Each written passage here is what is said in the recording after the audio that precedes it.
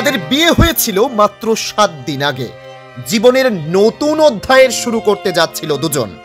এখনো হাতের মেহেন্দির দাগগুলি স্পষ্ট, কিন্তু এর মধ্যেই মধুচন্দ্রিমায় গিয়ে বিধবা হতে হলো গুরুগ্রামের মেয়ে হিমাংশীকে। বিয়ের জন্য মাসখানেকের জন্য ছুটি নিয়েছিলেন নৌসেনার লেফটেন্যান্ট বিনয় নরওয়াল। হানিমুনে ইউরোপে যাওয়ার প্ল্যান থাকলেও ভিসা জটিলতায় ভাগ্যবিধাতা দুজনকে নিয়ে গেল কাশ্মীরে, আর সেখানেই সব শেষ। পেহেলগামের জঙ্গি হামলার আইকনিক ছবিটা, যেখানে স্ত্রী বসে স্বামীর মরদেহের পাশে, যেখানে হিমাংশী বলছিলেন, আমরা দুজন যখন ভেলপুরি খাচ্ছিলাম তখনই একজন এসে ওর পরিচয় শুনে ওকে গুলি করে, তবে ছেড়ে দেওয়া হয় হিমাংশীকে। বুধবার দিল্লিতে এসে পৌঁছায় বিনয়ের দেহ। সেখানেই তাকে নৌবাহিনীর পক্ষ থেকে শেষ শ্রদ্ধা জানানো হয়। সেখানেই বিনয়ের কফিনের সামনে দাঁড়িয়ে কান্নায় ভেঙে পড়েন বিনয়ের সদ্য বিবাহিত স্ত্রী হিমাংশী।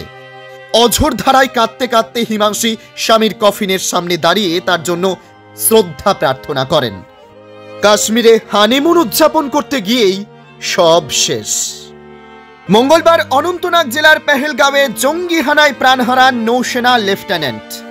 জঙ্গি হানার পর হিমাংশীর ছবি ভিডিও সমাজ মাধ্যমে ভাইরাল হয়।